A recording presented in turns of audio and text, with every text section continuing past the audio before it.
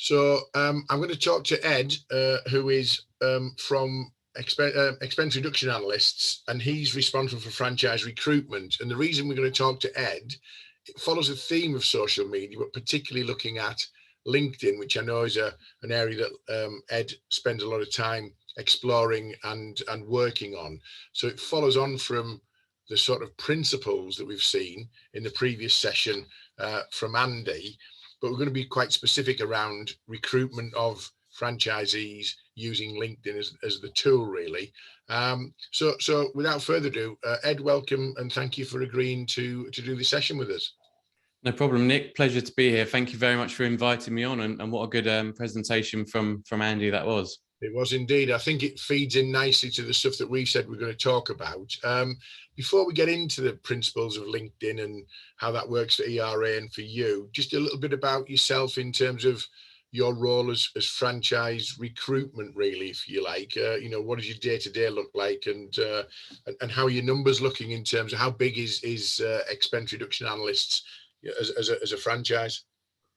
Sure. So my job title is Franchise Recruitment Manager for EMEA. But in reality, it's probably a lot broader than that. So I support the global team. So we have teams in the US where I help them with some strategies that they have. Australia, I do some recruitment there for them, so sales calls. But my main focus is EMEA, and that's involved in lead generation, PR, and sales calls for certain territories as well. The UK is probably where I spend most of my time focusing on lead generation and PR activities. I don't do the sales in the UK, but plenty of other territories as well. So it's quite broad what I do and who I support and how I go about it. But ERA is a brand that has nearly 750 franchise partners in 47 countries. So we're in most of Western Europe. We're also into some of the smaller countries like Jamaica and Qatar and places like this as well. Okay. Actually, part of my role is developing new territories for the brand as well. In terms of the franchise sales, it's quite a high number on an annual basis for EMEA, and it's around 70 to 80 mark.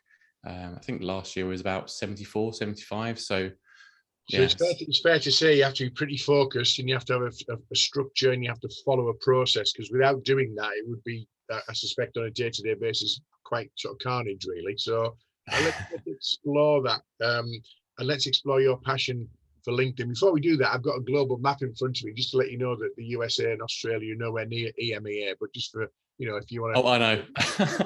Can you tell someone else that? I want to take that up with the powers that be. That's just an observation. So what percentage of your recruitment is done using LinkedIn as your default platform, or a part of that process then, would you say? I'd say 60% of our sales are made through LinkedIn, pretty much 60%. Okay. And what other activities does it supplement and complement then? More traditional routes, presumably? Yeah. So it depends on the territory ultimately.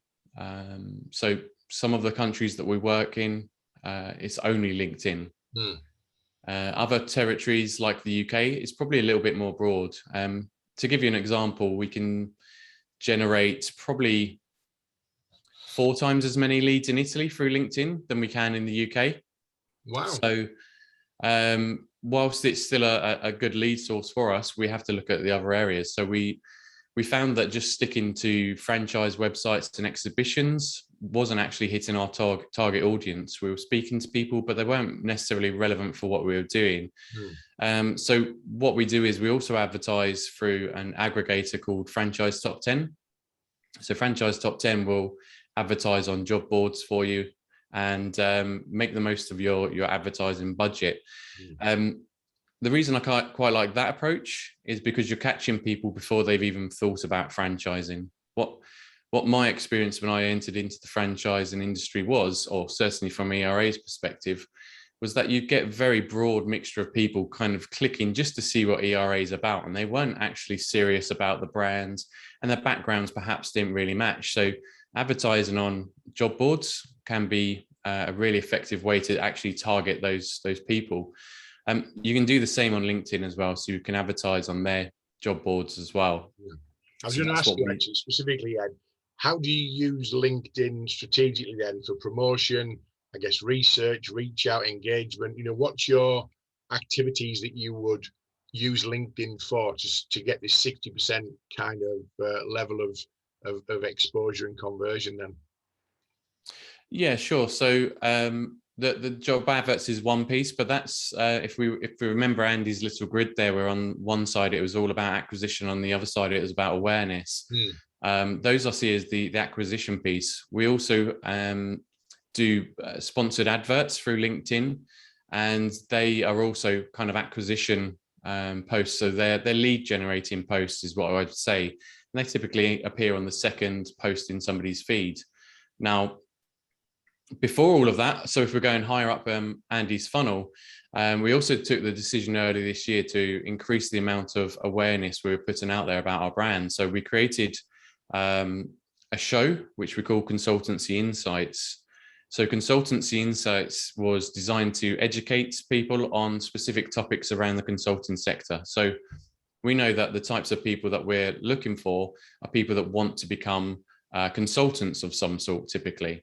And what you'll find with people that want to be consultants is they'll go out there, they'll do some contract work, and there's this up and down kind of income curve where they find work, deliver the project, and then they're out of work and have to find it. So they're the sort of people that we go after. They normally have 10 years management experience, but what we've designed is Consultancy Insights, which is an educational show giving them tips and advice on how to build their own consultancy effectively.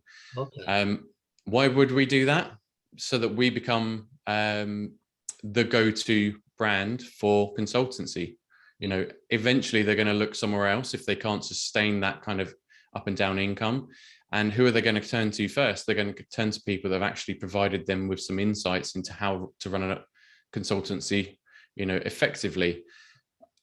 At that point, we're advertising in the meantime to that same audience. You can build up lookalike audiences and things like this using LinkedIn. And so then when we hit them with the sponsored content, actually they've already warmed to us. They kind of know who we are. They see our brand. With our content that we're putting out there, we drive them to our webpage so they can find us there. And okay, I'm just conscious of the fact you've mentioned a few things that for those uninitiated who are maybe, they're on LinkedIn, but they're not using it significantly, or certainly to the level that you're doing it scientifically and strategically. Is there help available, or support available, or learning and training available for a business that says, well, I quite liked what Ed said, but I wouldn't know where to start with an advertising campaign or a strategic group build or whatever, going from standing start to being effective on a platform you don't necessarily know too much about.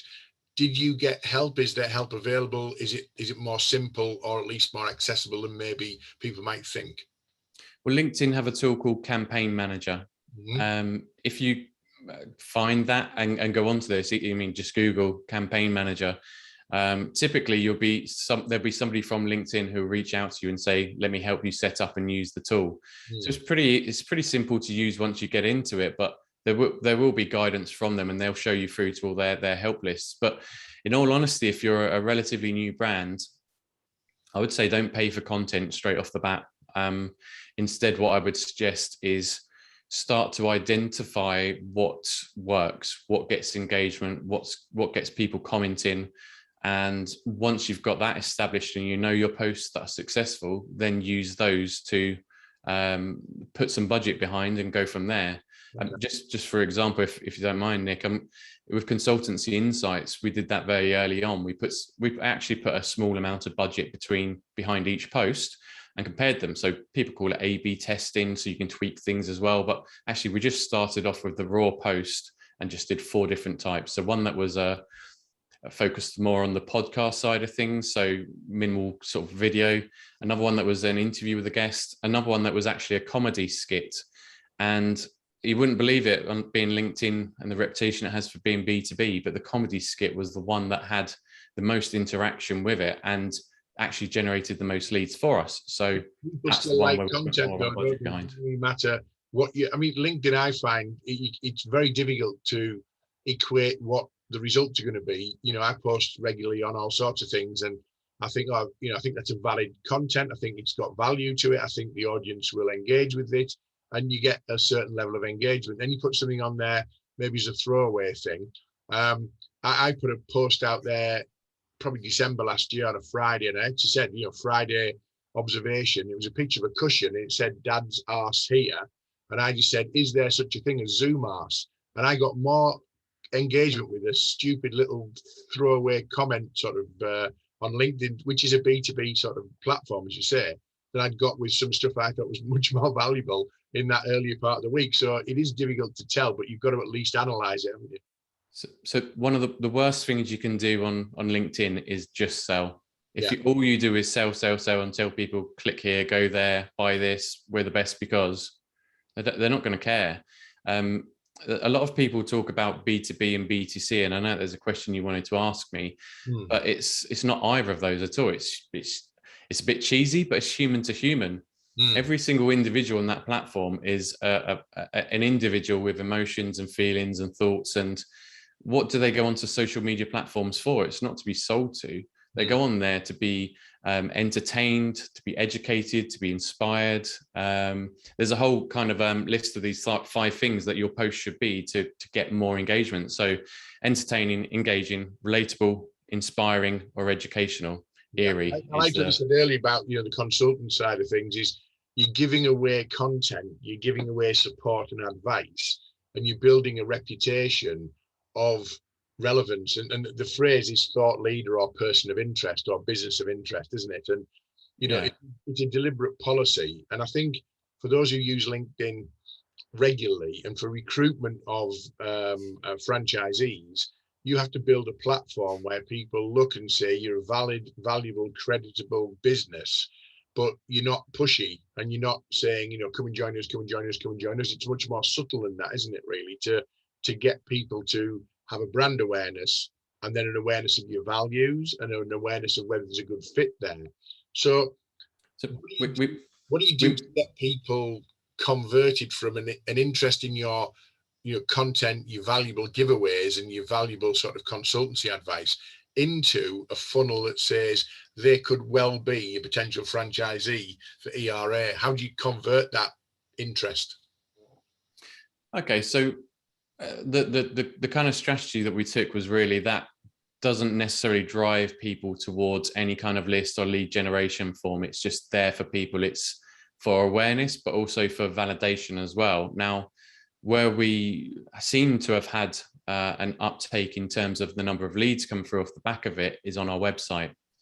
About 20% increase in leads come through our website off the back during the time when we have the series out. So we're on our 2nd series now. So wasn't sure the best way to kind of direct people, and really didn't want to from day one, but of course there are other things you can do. So we're driving traffic towards our website, which is where we host the shows. And then of course we can use what's called retargeting adverts on Facebook, LinkedIn, Instagram, wherever we want to, where it then says, thank you for interacting with Consultancy Insights. We hope you've got something from the show. If you're looking to build your own business, here's ERA. So we know they've been on our site. We know that they've got some interest in being a consultant, and then you can retarget them. It takes a little while to build that up. But sorry, Ed, you can capture their visitor traffic on your website much easier than you can capture the visitor traffic or comments on your LinkedIn. So that piece of advice about creating content on LinkedIn that drives them to where you're most likely to have your best assets, i.e. your website, is valuable. As a LinkedIn shouldn't stand alone, should it? It should be connected back to the mothership, if you like, which being the website and the asset based on the website, I suspect. Yeah, I guess so. So when I say I'm not sort of directing them towards lead generation or landing pages or anything like that, I mean, we're not kind of really pushing that sale, not making it too obvious, but because the show is hosted within our website, they're going to see our brand at the top, and they can investigate if they want to, or they just come off the page. It's up to them. But by going onto that page, we know that they're interested in consultancy in some way, and therefore can we target. Now, the great little side effect that we had was we actually had a lot of people come into us and saying, oh, we saw your show, I saw the show or saw some of your posts and wanted to reach out to you personally So they've come to me because I'm a host of the show, and said, how can I speak to you about joining ERA? What can we do? We made one sale that was somebody relocating from Spain to Germany off the back of it. We had a master from South Africa, re-engage after a Christmas break because she started to see our posts again. But the other things as well, for somebody who's a smaller franchise and perhaps starting out, I think you've got to make a decision early on as to whether or not you're going to build out your LinkedIn homepage or run it from your personal brand, create a personal brand. On LinkedIn in particular, your personal brand is way more impactful than the company website or the company page. Can I just add to that? I absolutely subscribe to that view as well. My business, Impactus Group, I've got 7,200 followers and connections on Nick Bramley. I've got an Impactus Group. I've got about 130. People just don't engage with businesses. LinkedIn's a human to human, business to business platform. Company pages are much less high performing than anything. I mean, you might want to do both, but you certainly want to do your own, because people look at it as what's Ed's take on this, and Ed is a representative of ERA, but I'm interested in Ed as ERA rather than I'm interested in ERA as a concept. So absolutely right to do that. And I think what you said there, by the way, Ed, is also good for smaller franchises starting out. I would say look at awareness and look at consideration, look at what you're creating, and don't see it immediately as a lead generation funnel, because if you do, you won't be subtle enough to get away with it. It'll be too heavy-handed. It'll be too, much about, convert here, ring us here, press this button, come and sign up, whatever. And people don't respond well to that. So I think what you're doing really well is that awareness piece that leads to something else, which gives them some additional value, like the consultancy podcast, etc. I was interested in something that came out of the session with Andy, and it's really about the franchise model, really. How, if at all, do you get your several hundred franchisees to distribute content that is really relevant for the franchisor? You create something for expense reduction analysts, and you want to say, well, if all my franchisees shared that as well on their LinkedIn profiles, the reach is massive. Is that something you do? And what's the result of that? For franchise sales particularly, do you mean? Yeah, if they're looking to recruit somebody, and they obviously geographically they don't want somebody in their area potentially as a competitor, but do you use recruitment models that push that out through your franchise network and massively multiply the exposure of those posts, for example? Well, it's interesting because Consultancy Insights, they engage with it anyway. Some of them, especially if it's a topic they feel they've got something to share their insights into, and that's quite interesting. But we hadn't really come up with a strategy, because what we found is a lot of franchisees or franchise partners, they don't want to be involved or be known as a franchise, right? So there's this really, really big challenge there. But actually something that I've kind of realized and stumbled across a year or two ago was that when we put out a post saying congratulations to so-and-so, here's their background, they're now working at ERA UK, all of their peers started to connect and say, well done, congratulations, fantastic. And all it is a picture of them talking through what they can now offer. Yeah. And new consultants would say, existing franchise partners would say to new partners, good luck, reach out to me if you need any support. And that itself just generates kind of the reach. So I think there was one individual, something like 25,000 impressions just from that one post. Now, we've obviously got a decent sized network, so that helps. But the other thing that we then have taken that one step further is sharing our franchise partners' stories. So there's this trend that's been going around on Twitter, which was how it started and how it's going. So we've thought about how can we translate that into our world, which is perhaps a little bit more corporate, and move it into LinkedIn. So what we've done is then and now. So then is any time in the franchise partner's past, and then they talk about their journey and then what they're doing now. The way we kind of sold it to them and why they should do it is because our our page has got 38,000 followers. So this is promotion for you and your business and what you can do. In the meantime, it's also telling the story of them joining ERA and why they did it and why it had a positive impact on their life. So it actually has doubled up those posts, and they've been really, really effective there then and now. So 2 pictures, an old picture and a new picture of them in their current role. Yeah, sorry, Ed. Your recruitment's very much subliminal and subtle. It's not, smashing the face and we're recruiting now. And I like the subtlety of that, but it's all about regularity, exposure of content, doing the job, on a regular basis with interesting and valuable and valued content, I guess. Last question, because I'm just conscious of time, really.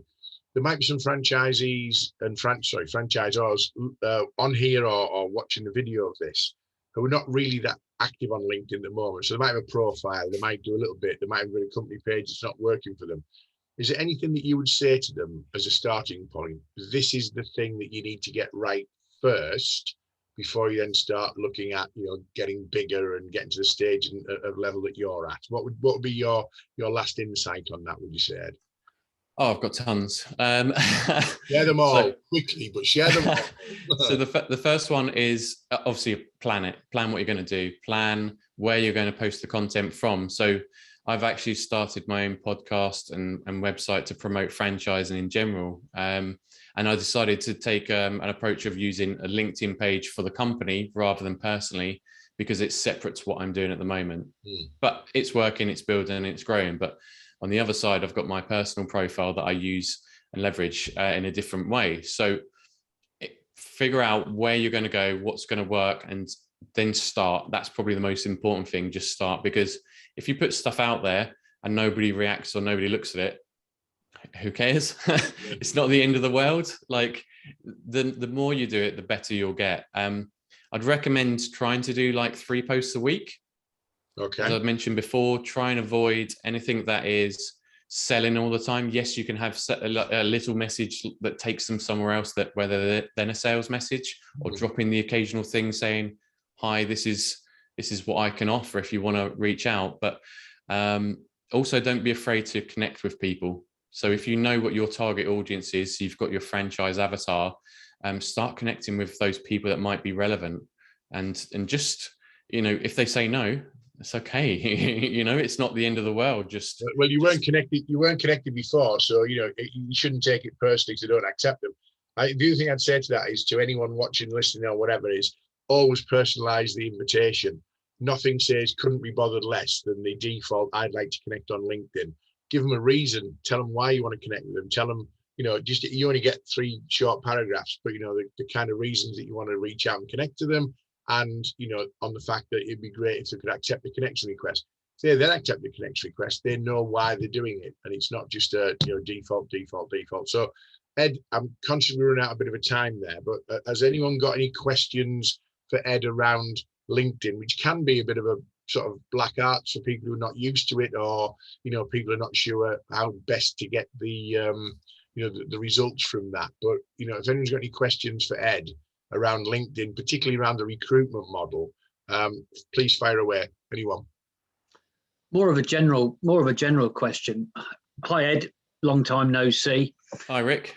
Can you give us a clue, roughly, as a percentage, how much actual hard cash would you allocate on sponsored bits and pieces to acquire a new franchisee? I mean, what is your overall cost, your acquisition cost of a franchisee at ERA?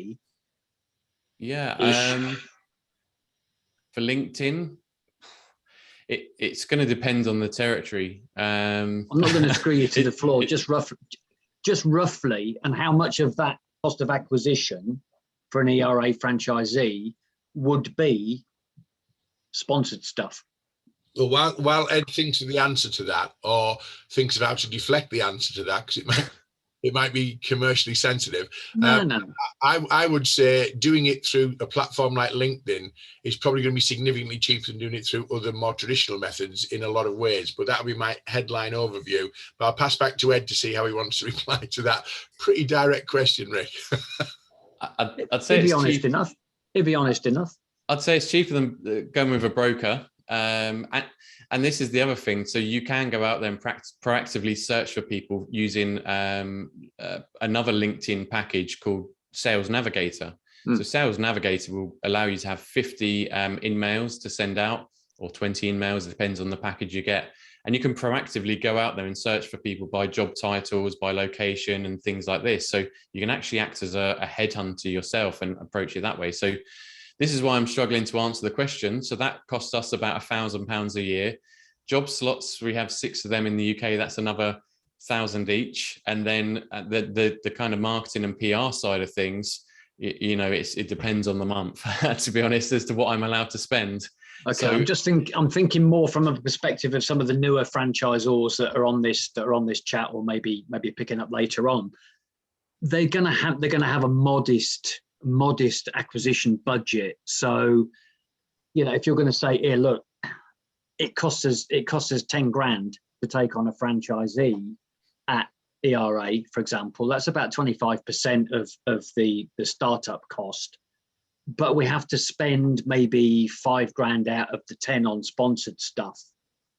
I suspect it's nowhere near that, using even the free elements of LinkedIn without the Sales Navigator tool, without the sponsored stuff. You can build. Mine's not a franchise business particularly, but I've built a network of connections, the right sort of people, the right level. I get about 40% of my business through LinkedIn. I don't pay a penny for it. So you do it right, and you do it start well.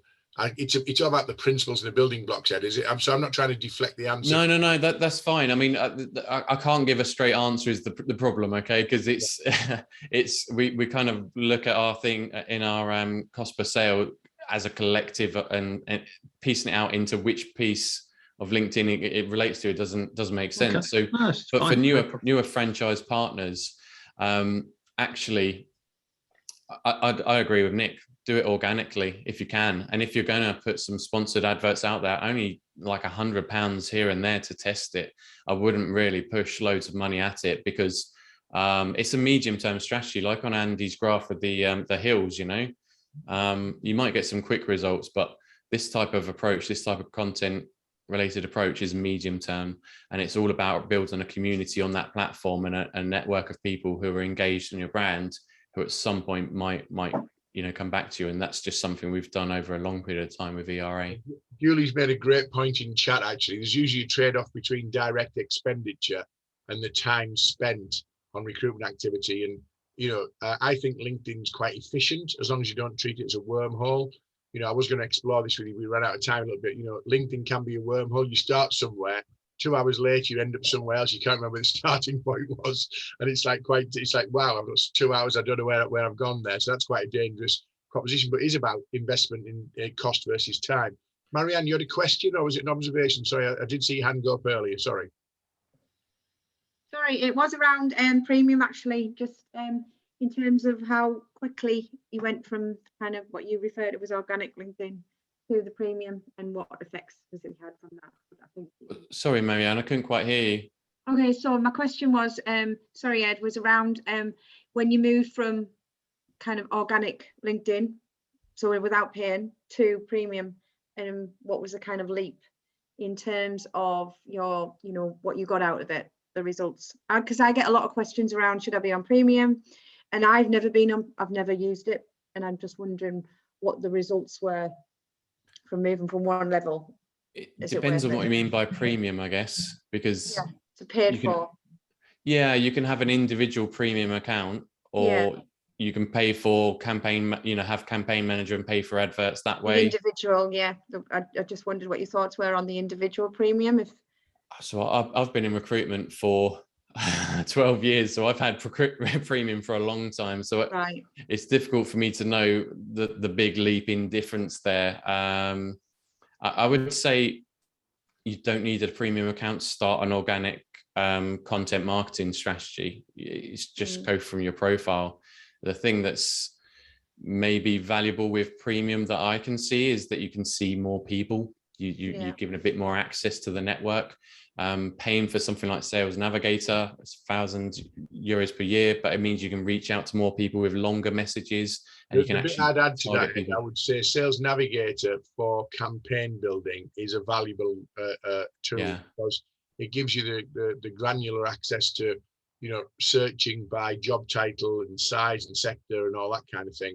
And it gives you a lot more direct access. What I would say to anyone, by the way, is if you've never used any of the premium paid for services on LinkedIn, they'll give you a month free. Just make sure you're ready to use it and you don't spend 28 days of the month preparing to use it, and you only get 2 days to actually use the damn thing, like I've done occasionally. So, on that point, Nick, just in terms of, going down wormholes, I wanted to share something with everybody that I can't remember who said it to me now, but it was a long time ago. And that was, think of yourself as a creator rather than a consumer on social media.